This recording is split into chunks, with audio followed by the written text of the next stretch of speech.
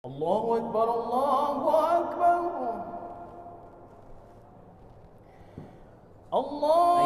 Kita harus memperhatikan cara penyembelihan yang sesuai dengan syariat agar supaya dagingnya menjadi halal untuk kita makan, tapi juga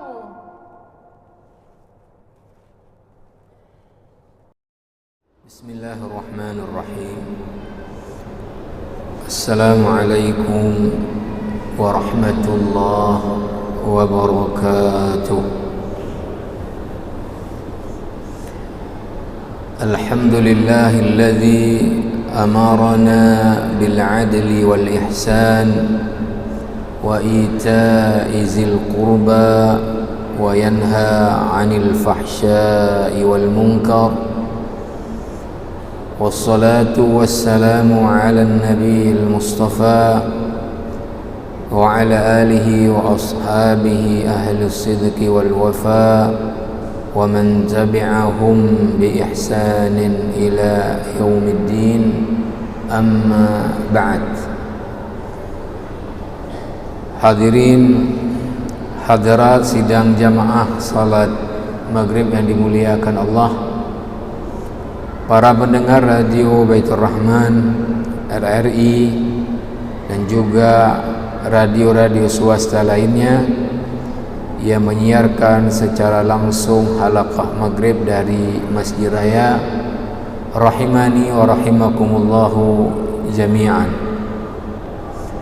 Alhamdulillah, kita baru saja dapat menunaikan salat fardu maghrib kita di awal waktu secara berjamaah.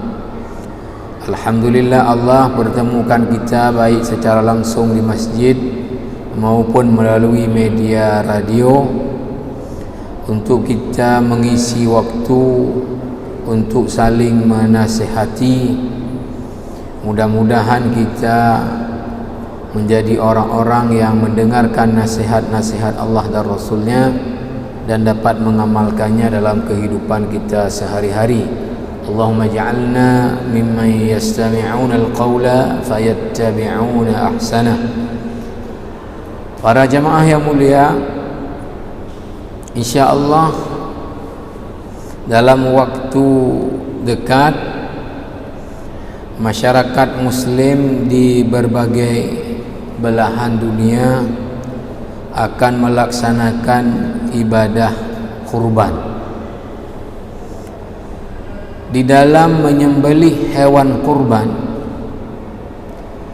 selain kita harus memperhatikan cara penyembelihan yang sesuai dengan syariat agar supaya dagingnya menjadi halal untuk kita makan,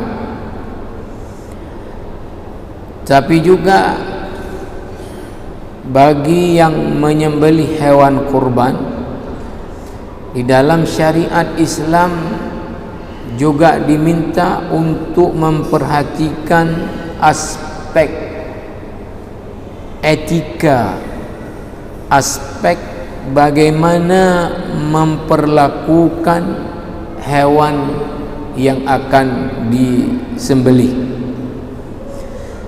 Islam sebagai agama rahmatan lil alamin, ajarannya untuk maksud mengantarkan rahmat bukan saja kepada manusia tetapi kepada alam semesta. Maka Islam menuntun kita sebagai pemeluknya di dalam kita menyembelih hewan, selain tadi kita harus sembelih menurut ketentuan syariat agar sembelihan kita menjadi sah, tetapi juga Islam mengajarkan kita etika, sikap di dalam menyembelih hewan kurban itu apa yang mesti kita perhatikan. Di dalam hadis dari Abi Ya'la Shaddad ibni Aus radhiyallahu anhu, dan hadis ini oleh para ulama yang mengumpulkan hadis-hadis induk dimasukkan ke dalam salah satu hadis induk. Misalnya Imam An-Nawawi dengan kitabnya yang masyhur Al-Arba'un An-Nawawiyah memasukkan hadis ini ke dalam salah satu hadis induk di hadis nomor 17, Al-Hadis As-Sabi' Asyar. Hadis ini derajatnya adalah hadis sahih riwayat Imam Muslim. Imam Muslim dalam kajian ilmu hadis disebut dengan awal sanad, dan akhir sanadnya adalah sahabat Nabi yang mendengar ini dari Rasulullah sallallahu alaihi wasallam, yaitu Abu Ya'la Shaddad ibni Aus radhiyallahu anhu. Nabi sallallahu alaihi wasallam bersabda, "Innallaha katabal ihsana ala kulli syai'in." Sesungguhnya Allah telah mensyariatkan untuk berbuat baik di dalam segala hal. Para ulama dalam mensyarah hadis ini menyebutkan bahawa berbuat baik dalam Islam bukan saja pada hal tertentu, tetapi dalam segala hal kita dituntut untuk berbuat baik. Lalu kemudian dicontohkan dua contoh oleh Rasulullah, yang ini hanya sebagai contoh, di mana tadi kita berlaku baik dalam segala hal. Innallaha katabal ihsana ala kulli syai'. Maka diberi contoh apa? Yang pertama, sambungan hadisnya, fa idza qataltum fa ahsinul qitlata. Ini terjemahannya, jika kalian membunuh, maka bunuhlah dengan cara yang baik. Maksudnya apa? Kok disuruh bunuh? Maksudnya adalah, kata para ulama yang mensyarah hadis ini, ketika kita dibolehkan membunuh hewan-hewan yang mengganggu kita. Sebut saja contoh, kita baca di media, kalau saya baca di Detik, ada seorang perempuan di Sulawesi Selatan ditelan sama ular piton.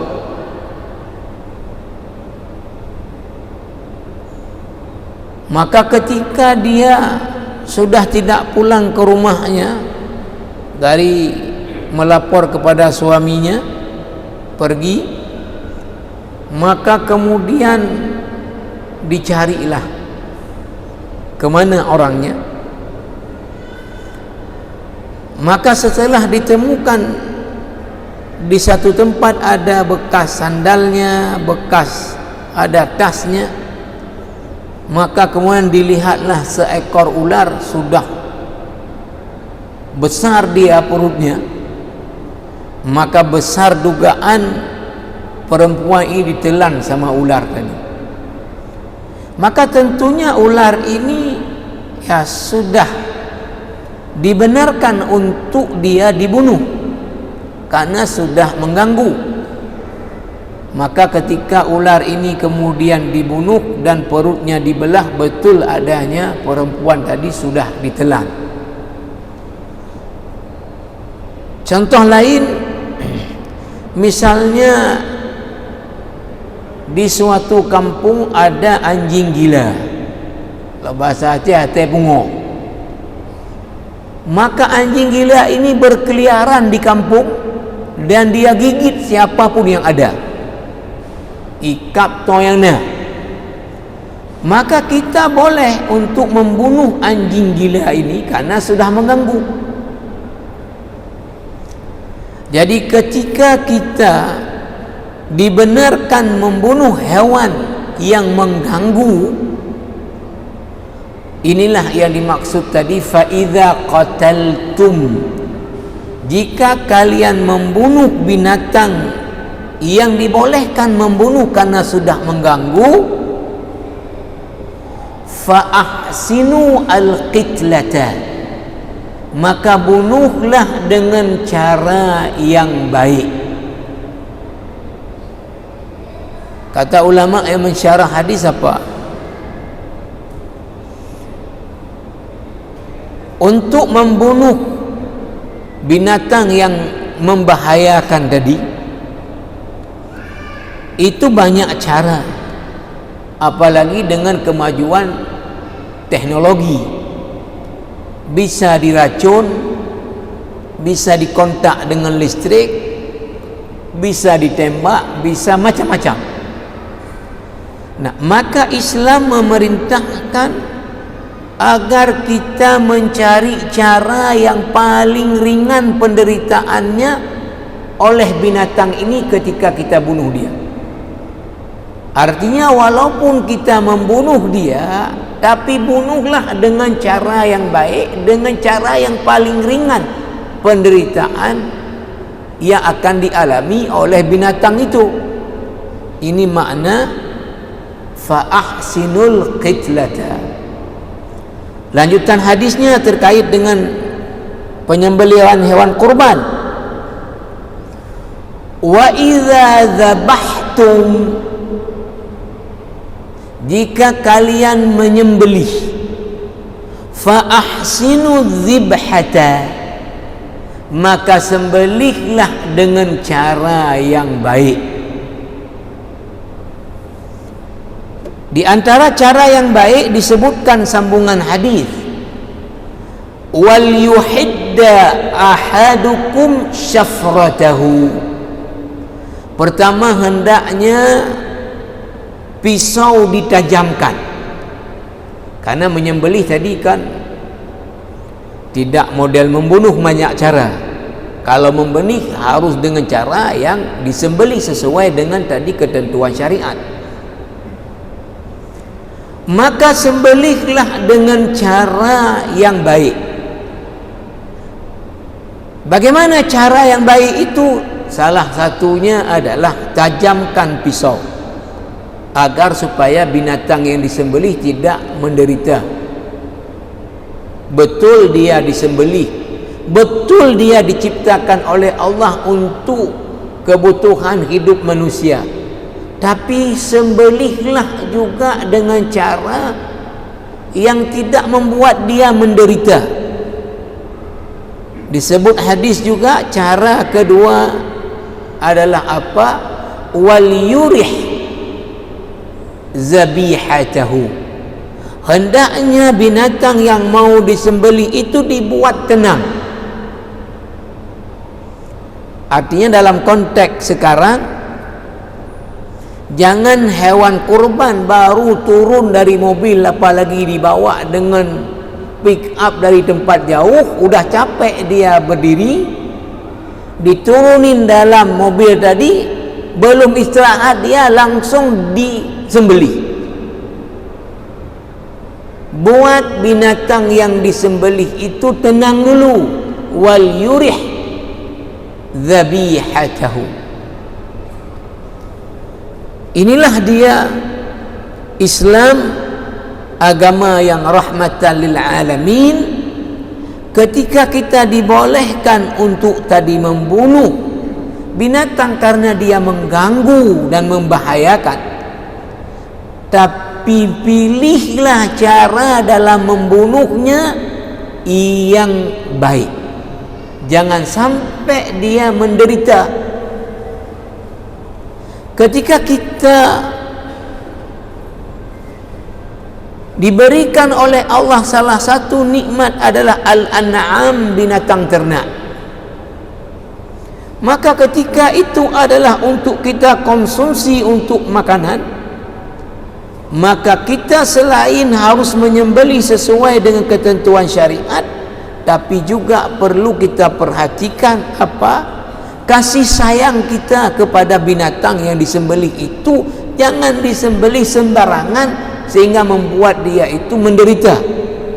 Betul dia disembelih, tapi sembelihlah dengan cara yang baik. Maka jemaah rahimakumullah, di dalam kitab Khuluqul Muslim, akhlak seorang muslim, ditulis oleh seorang ulama besar Mesir, Syekh Muhammad Al-Ghazali, itu salah satu akhlak yang harus ada pada seorang muslim adalah akhlak Ar-Rahmah, kasih sayang. Dan kasih sayang dalam Islam bukan sebatas dengan manusia, tapi sampai kepada binatang pun kita perlu kasih sayang kepadanya. Jamaah rahimakumullah, sehingga disebutkan oleh Syekh Muhammad Al-Ghazali dalam kitabnya ini Khuluqul Muslim, wa minar rahmati al-matlubati ar-rifqu bil hayawani. Di antara kasih sayang yang dituntut di dalam syariat Islam adalah kasih sayang kepada binatang. Ar-rifqu bil hayawan.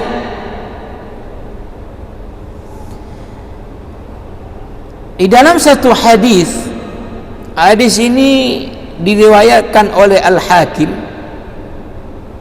dan Syekh Muhammad Al-Ghazali di muqaddimah kitabnya sudah mengatakan, sehingga beliau tidak komen lagi tentang derajat hadis, bahawa beliau tidak masukkan dalam kitabnya hadis yang dhaif. Serendah-rendah hadis yang beliau masukkan adalah hadis yang hasan li ghairihi. Maka dalam hadis riwayat Al-Hakim ini, wa qala rajulun ya Rasulullah inni la arhamu syata an adbahaha. Rasulullah, sungguh saya berlaku kasih sayang kepada kambing ketika saya mau menyembelihnya. Faqal, Nabi menanggapinya dengan in rahimtaha rahimakallah. Jika kamu kasih sayang kepada kambing, maka Allah pun akan kasih sayang juga kepada kamu. Maka jamaah rahimakumullah, di dalam hadis yang diriwayatkan hadis ini oleh Al-Imam At-Tirmidzi, Rasulullah bersabda, ar-rahimuna yarhamuhumullahu ta'ala. Orang yang kasih sayang ya kepada orang lain, kepada makhluk-makhluk Allah yang lain, maka Allah juga akan kasih sayang kepada orang itu.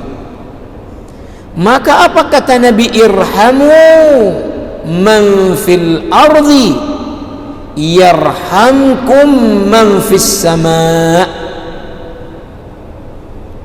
Kasih sayanglah kalian kepada yang ada di bumi, maka yang di langit, artinya Allah akan juga kasih sayang kepada kalian. Ar-rahimu syujnatun minar rahman.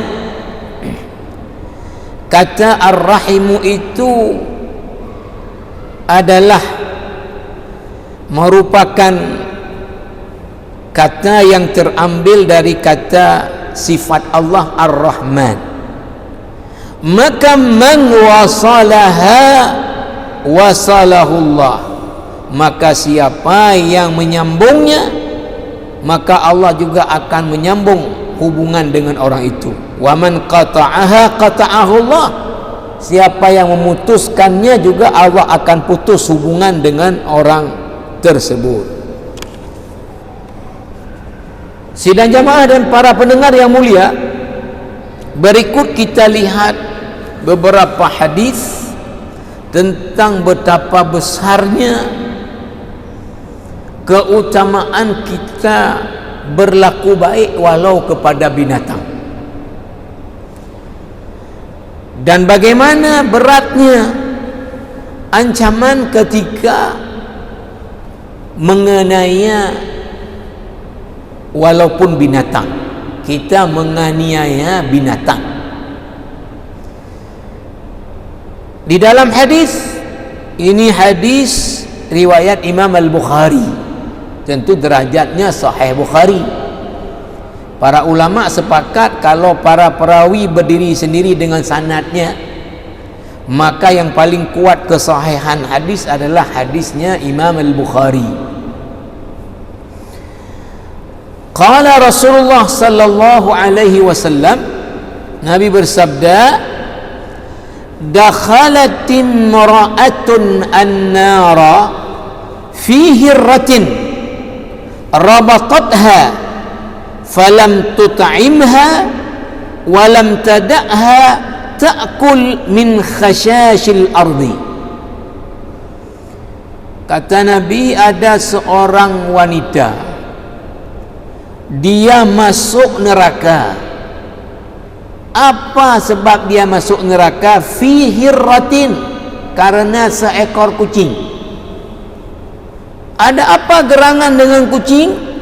Rabatatha, dia ikat kucing itu. Falam tut'imha, dia tidak kasih makan habis itu ke kucing itu. Walam tada'ha ta'kul min khashashil ard, dan dia juga hendak lepas kucing itu biar dia makan sendiri. Pertama, dia ikat kucing lalu enggak dikasih makan. Habis itu tidak dilepas kucing itu biar dia cari sendiri. Seharusnya kalau dia enggak sanggup beri makan, dia lepas saja kucing, dia dah cari sendiri makan. Soal dia enggak dapat juga makanan, itu bukan masalah kita, karena memang dia mungkin kucing liar, artinya bukan kucing yang kita pelihara. Tapi masalahnya dia menganiaya kucing, dia ikat kucing, enggak kasih makan, tidak dilepas biar dia cari makan sendiri. Karena sebab inilah dia masuk neraka, kata Rasulullah, menganiaya binatang. Maka kemudian jamaah rahimakumullah,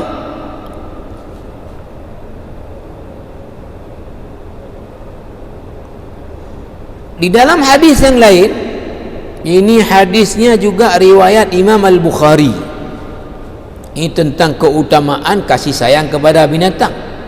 Tadi tentang ancaman menganiaya binatang. Bainama rajulun yamshi bi tariqin ishtadda alaihi al-'atashu fawajada bi'ran fanadhala fiha fashariba thumma kharaja. Ketika seorang laki-laki berjalan dia di suatu jalan, melakukan perjalanan, ishtadda alaihi al-'atash, kehausan sangat dia, fawajada bi'ran, lalu dia temukan sebuah sumur, fanadhala fiha, maka karena kehausan banget, sangat kehausan, maka dia dapat sumur, maka dia turunlah ke dalam sumur itu. Fashariba thumma kharaja, lalu dia minumlah air dari sumur itu, lalu dia keluar dari sumur, naik lagi. Wa idza kalbun yalhathu ya'kulu thara minal atas, dia tengoklah setelah dia minum dari dalam sumur, naik ke atas dia, tengoklah seekor anjing sedang sangat haus, faqala ar-rajulu, si laki-laki ini berkata, laqad balagha hadzal kalbu minal 'atashi mithla alladhi kana balagha minni. Anjing ini lagi haus seperti hausnya saya tadi. Fanazala al-bi'ra famala'a khuffahu ma'an, lalu dia turun lagi ke sumur yang sama, maka dia kemudian masukkan air ke dalam sepatunya, karena di situ enggak ada alat untuk ngambil air. Ya, kalau kita lihat dari sisi siyak, artinya redaksi hadis ini, dia sendiri melakukan sebuah perjalanan, tentu itu bukan wilayahnya dia, lalu kemudian kehausan sangat dia, lalu dia temukan sebuah sumur. Ya, berarti ini dia temukan juga, bukan sengaja dia dapati, tapi dia jalan kemudian dapat sumur. Maka tentu di sumur itu ada alat untuk ngambil air, maka dia turun ke dalam sumur, maka kemudian famala'a khuffahu ma'an, dia masukkan air ke dalam sepatunya. Thumma amsakahu bifihi hatta raqiya, lalu kemudian dia gigit sepatu yang sudah penuh air tadi, bifihi, dengan mulutnya. Ini karena kalau kita lihat berarti sumurnya dia untuk panjat lagi ke atas perlu pegangan dengan tangannya, sehingga enggak bisa pegang sepatu yang sudah ada air, sehingga sepatu itu digigit. Lalu kemudian dia naik ke atas, fasaqal kalba, lalu dia berilah minum kepada anjing yang kehausan tadi. Apa yang terjadi jamaah yang mulia dan para pendengar yang mulia? Fasyakarallahu ta'ala lahu. Ini harus dilihat, karena di kitab ini yang lain enggak diberi baris, tapi ketika di sini diberi baris, karena salah baris ini salahnya fatal, maka diberi baris pada Allahnya. Fasyakarallahu ta'ala lahu, maka Allah berterima kasih kepada orang ini. Maka ini saya sebut tadi enggak diberi baris, kita mungkin kebacanya fasyakarallaha ta'ala, dia kemudian bersyukur kepada Allah sudah bisa membantu anjing yang kehausan. Bukan, Allah berterima kasih kepada orang ini karena dia sudah membantu anjing yang kehausan dengan susah payah turun ke dalam sumur, kemudian dengan sepatunya, karena enggak ada lagi alat yang lain, dia ambil air, enggak bisa naik dia karena harus pegang tangannya untuk bisa naik ke atas, digigit dengan mulutnya sepatu tadi, lalu dia beri minumlah kepada anjing tadi. Fasyakarallahu ta'ala lahu, Allah berterima kasih kepada orang ini. Sambungannya lagi, faghafara lahu, maka Allah mengampuni juga dosa si laki-laki ini. Mendengar ini, para sahabat bertanya kepada Rasulullah, qalu ya Rasulullah, wa inna lana fil bahaimi la ajra. Para sahabat bertanya setelah mendengar penjelasan Rasulullah berapa keutamaan sampai Allah berterima kasih kepada laki-laki tadi dan mengampuni dosanya. Para sahabat bertanya, wa inna lana fil bahaimi la ajra. Rasulullah, kita bisa dapat pahala berbuat baik kepada binatang. Qala fi kulli kabidin ratbin ajrun.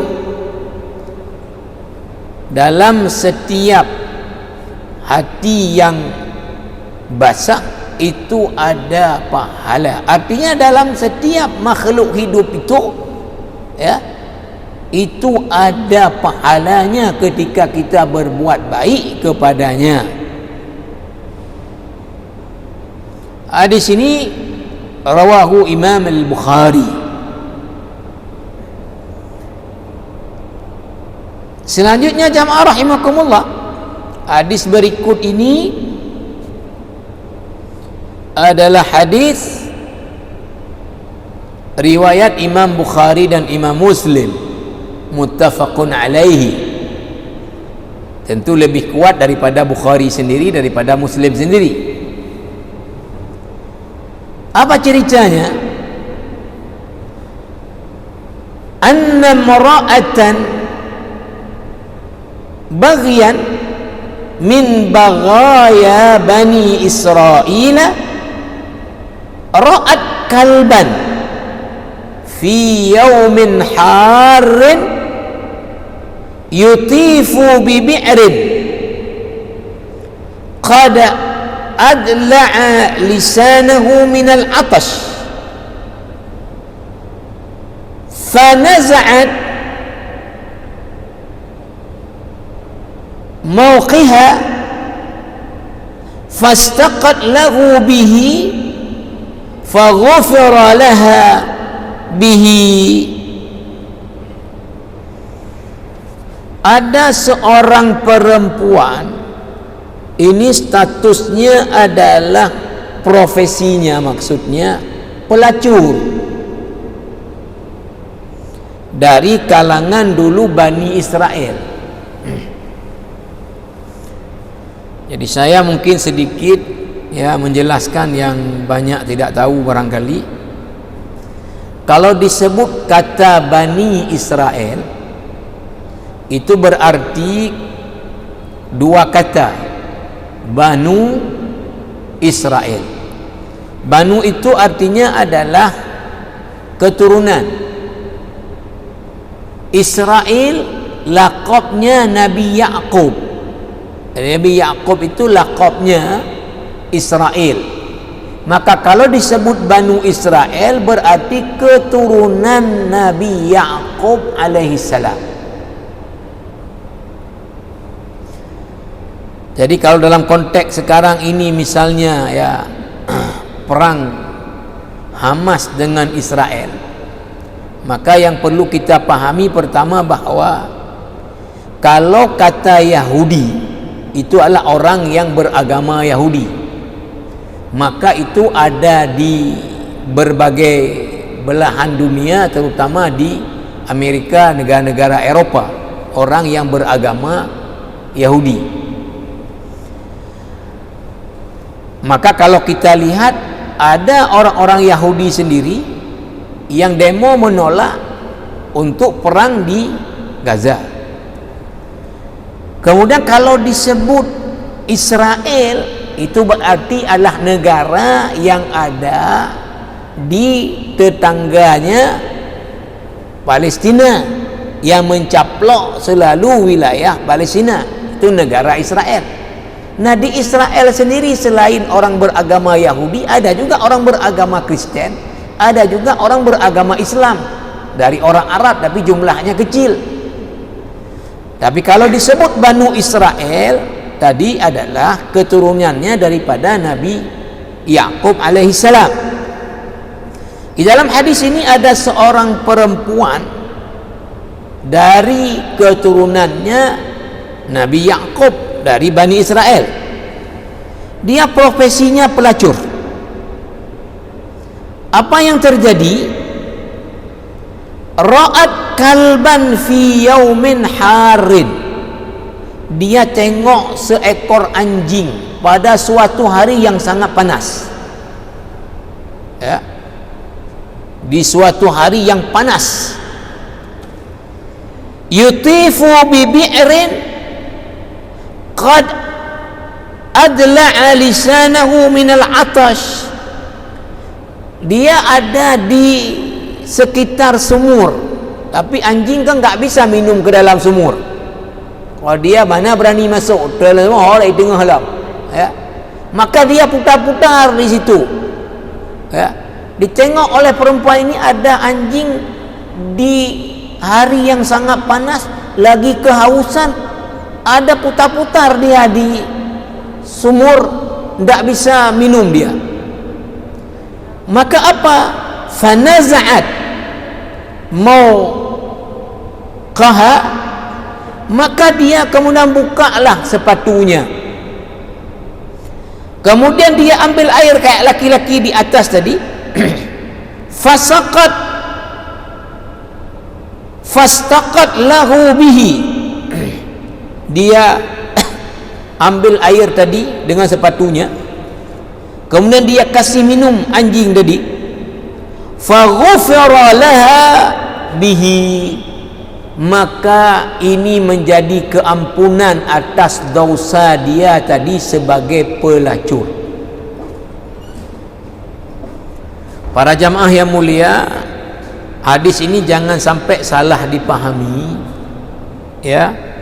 Maka Yusuf Qaradawi menulis satu kitab Kaifa Nata'amal Ma'as Sunnah An-Nabawiyah, bagaimana kita berinteraksi dengan hadis-hadis Nabi. Artinya hadis ini yang dapat kita tangkap adalah betapa besarnya keagungan, keutamaan berkasih sayang walaupun kepada binatang, dan binatang itu sekalipun anjing, ya. Maka jangan sampai dipahami hadis ini adalah apa? Berarti orang yang profesinya pelacur memberi minum kepada anjing diampuni dosanya melacur. Berarti kalau kita melacur kasih minum anjing aja, bukan kayak gini cara pahaminya, ya.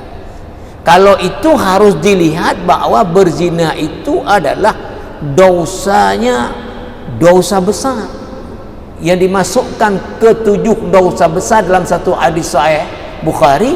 Salah satunya adalah apa? Zina, ya. Maka ya harus bisa ditempatkan hadis itu pada tempatnya. Yang diambil dari hadis ini adalah bukan bahwa ringan dosa zina bisa kemudian dihapus dengan memberi minum anjing, bukan, tapi keutamaan berlaku baik walau kepada binatang begitu luar biasa di dalam ajaran Islam. Mungkin demikian, mudah-mudahan ada manfaatnya. Karena waktu kita, saya tutup majlis ini dengan subhanakallah bihamdika asyhadu an la ilaha illa anta astaghfiruka wa atubu ilaik.